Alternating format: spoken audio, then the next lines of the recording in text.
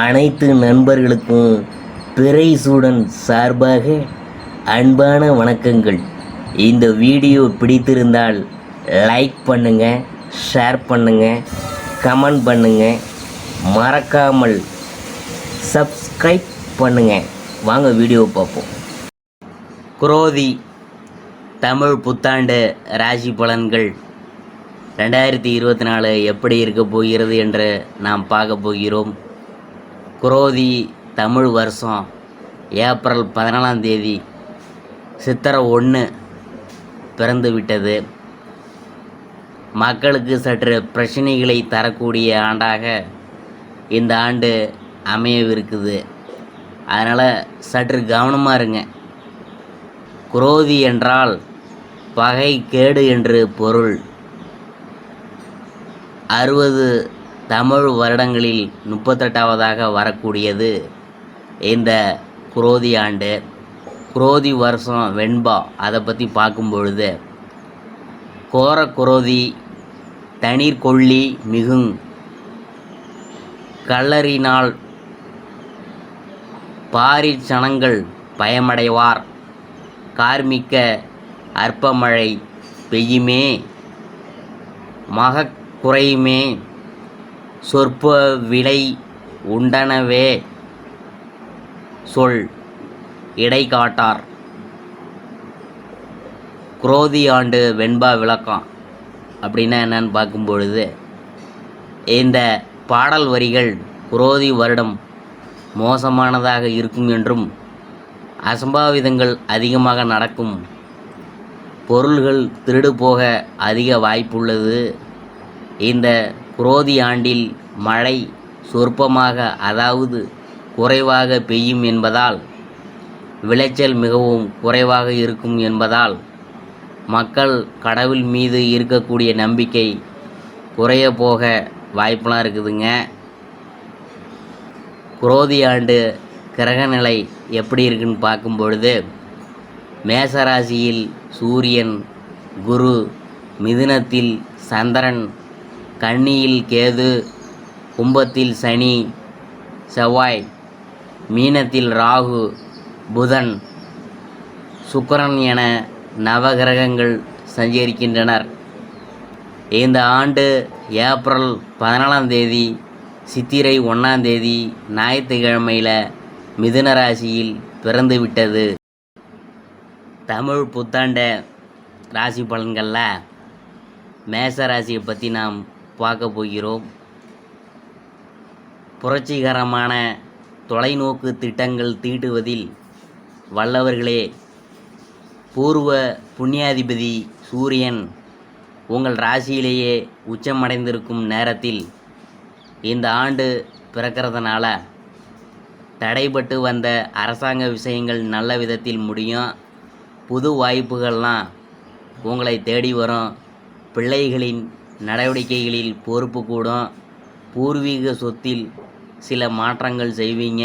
அயல்நாடு செல்ல விசா கிடைக்கும்.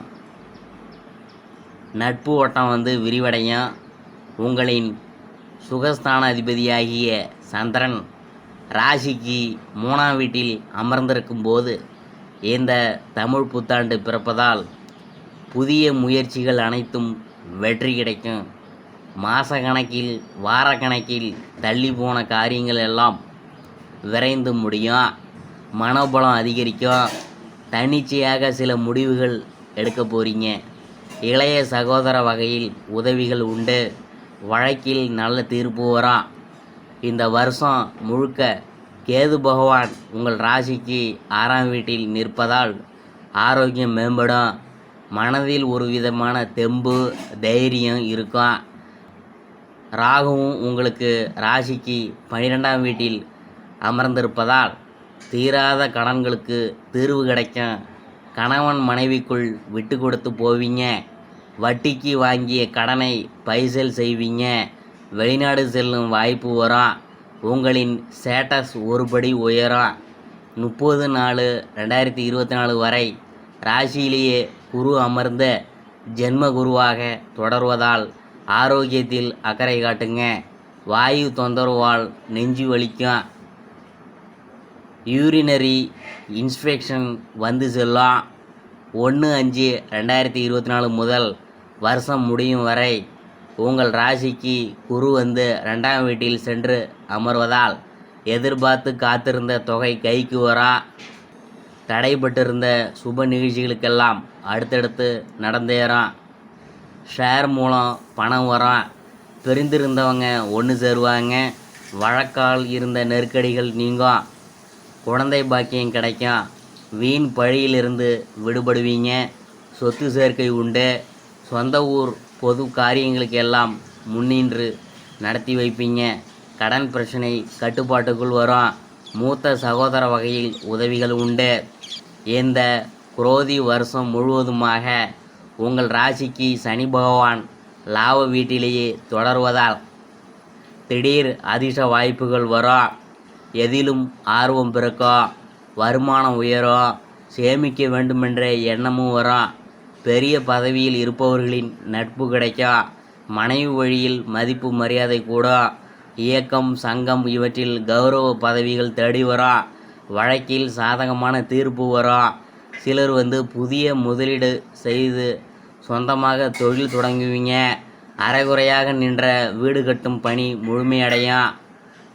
வியாபாரத்தில் கடினமாக உழைத்து ஓரளவு லாபம் பெறுவீங்க. பழைய வேலையாட்களை மாற்றுவீங்க. யாருக்கும் கடன் தர வேணாம். பங்குதாரர்கள் உங்களது கருத்துக்களை முதலில் மறுத்தாலும் பிறகு ஏற்றுக்கொள்வாங்க. கமிஷன், கட்டிட உதிரி பாகங்கள், கடல்வாழ் உயிரினம், பெட்ரோ கெமிக்கல் வகைகளால் ஆதாயமடைவீங்க. பிரபலங்கள், நண்பர்களின் உதவியால் வியாபாரத்தை விரிவுபடுத்துவது, அழகுபடுத்துவது போன்ற முயற்சிகளில் ஈடுபடுவீங்க. உத்தியோகத்தில் பணிகளை விரைந்து முடிப்பீங்க. மூத்த அதிகாரிகள் பாரபட்சமாக நடந்து கொள்வாங்க. உங்களுக்கு கிடைக்க வேண்டிய நியாயமான சலுகைகள், உரிமைகளை கூட போராடி பெற வேண்டியது வரும். கார்த்திகை, பங்குனி மாதங்களில் சம்பள உயர்வு உண்டு.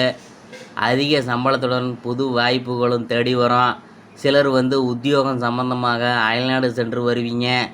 இந்த குரோதி வருஷம் நீங்கள் கையில் எடுத்த காரியங்கள் அனைத்திலும் உங்களை வெற்றி பெற வைக்கும். அடுத்தது நாம் பார்க்க போகிறது அஸ்வினி. இந்த வருஷம் எதிலும் கவனமாக இருப்பது நல்லது. காரியங்களில் தடை தாமதம் உண்டாகும். எதிலும் தலையிடாமல் ஒதுங்கி சென்றாலும் மற்றவங்க வழியை உங்களை சண்டைக்கு இழுப்பாங்க. வாகனங்களில் போகும்போது ரொம்ப கவனமாக போங்க.